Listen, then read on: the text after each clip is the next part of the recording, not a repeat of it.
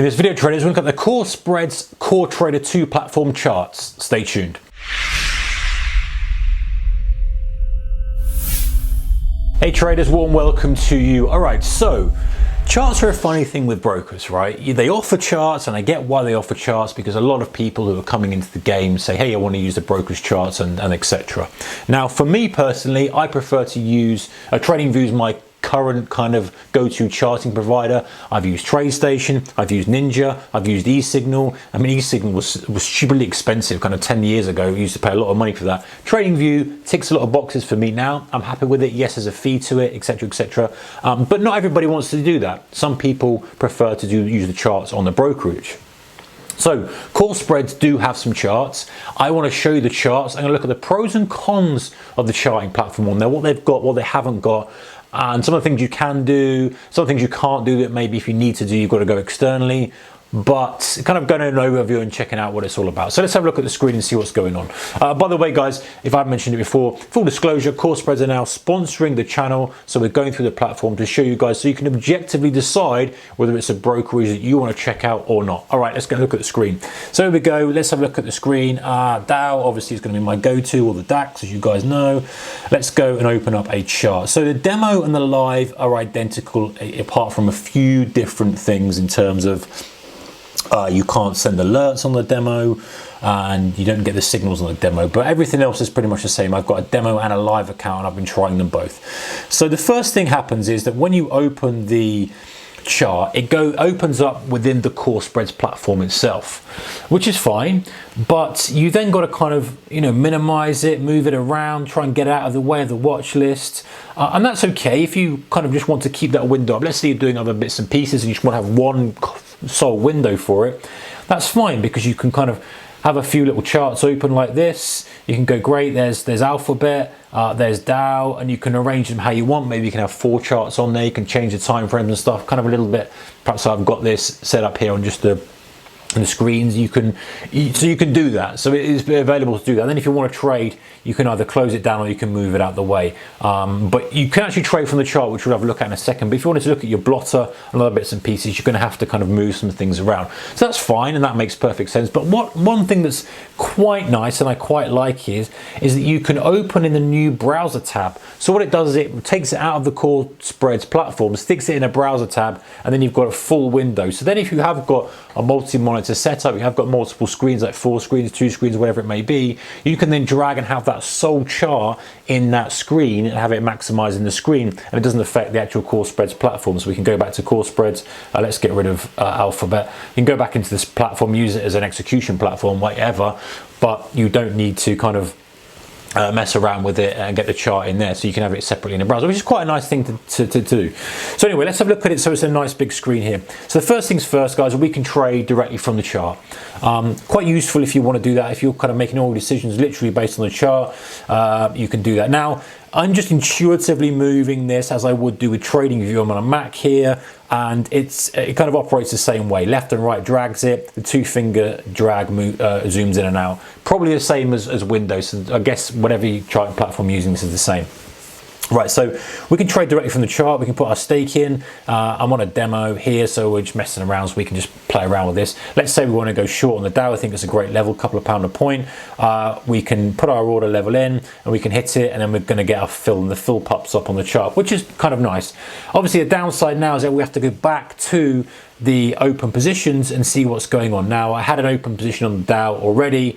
On the long side, I think it was coming in the blotter from ages ago, so that was closed the positions, why we don't have it as an open position now. So let's open a position, do another one, do another sell, £2 a point, bang, gone through, trade ID, filled. So now we have to go back to the CoreSpreads, and we see the trade sitting in there. £2 a point, opening price 17.4, current price 16, whatever it is. And then we can close the position or scale out the position, whatever we want to do on the chart itself. Filled at 14, done, and then it's going to adjust in the blotter. So that's all good.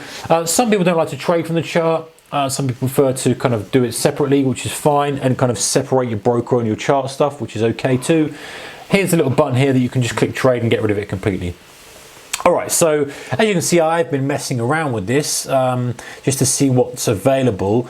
Now, we've got different views that we can save different views and stuff. The default seemed to be the candlestick chart with this. I didn't have any indicators on, but it was a candlestick chart, which suits me. We've got the bar charts as well. If you prefer bars, I like bars from time to time, but generally speaking, I prefer candles. So we've got candles, we've got lines and all the other stuff as well. What most people are interested in are the studies, as they call them. So I've stuck on an ATR.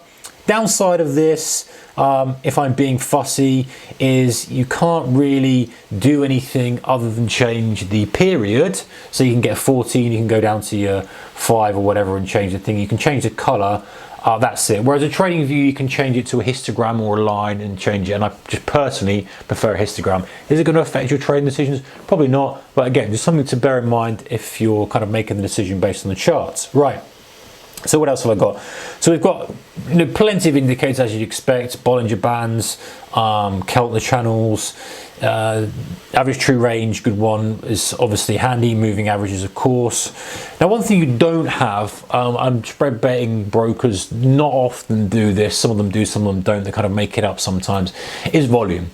So if you are, especially on some instruments do, some instruments don't, some brokers do, some brokers don't. So it's worth you checking out, link in the description below, open the demo and check that it's suitable for you. So if you like volume and you want to trade the Dow, for example, there's no volume on here because they haven't really got volume. It's their own synthetic Dow, and so they'd have to kind of make a guess. Some brokers do it with some markets, so that means you don't have VWAP. For me, I like VWAPs, which is why I kind of choose to use these supplementary charting package. Now, does it mean that you shouldn't be kind of trading through it? No, but you kind of got to say, well, if charts are so important, and I need VWAP and I need this, and I have to have it in the broker, then this won't fit the bill for you. But if you're happy to use an external charting package and execute through a broker, then you go, right, that's fine. And now to look up what the execution's like, what the spreads are like before you make a decision whether you can use that or not. So, that's a kind of thing to put into consideration.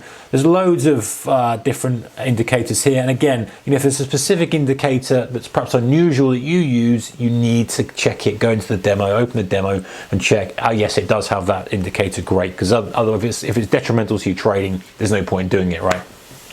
But it seems to have a lot of stuff, including some things that I've not seen for a while. Prings, Special K, Psychological Line, Q-Stick, etc. So there's obviously a few there to keep people happy. Right, so that's that. We've got a nice drawing tool here where we're allowed to draw our channels. And this is actually quite a nice feature, which is normally reserved for higher end package charting platforms or at least premium ones. So you draw your horizontal lines, one click, you're in.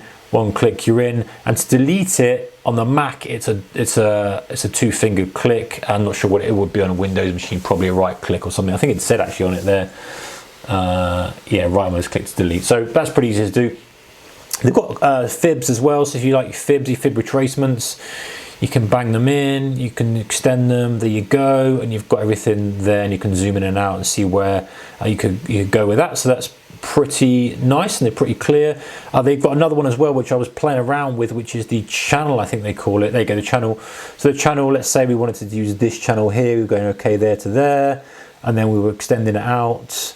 I just quite like that kind of thing. If you kind of frame the trade rather than doing, you can get around it by just doing two normal lines, right? But sometimes having it shaded looks quite nice. So there's plenty of options with the drawing tool, which is good. Pretty useless ones as well, if I'm honest, like a heart shape. So you can go, oh, that's a great strategy. That's a great trade. Oh no, it's not. That's a great trade. No, it's not. Anyway, so they've got plenty of bits and pieces on there. They have Heikin Ashi as well if you're into your Heikin Ashi. They've got Renko, range bars, point and figure, Kagi, line break, etc, and some other bits and pieces with your chart preference. Alright guys, that was charting within CoreSpreads Core Trader 2 platform. Take care, see you in the next one. Bye bye.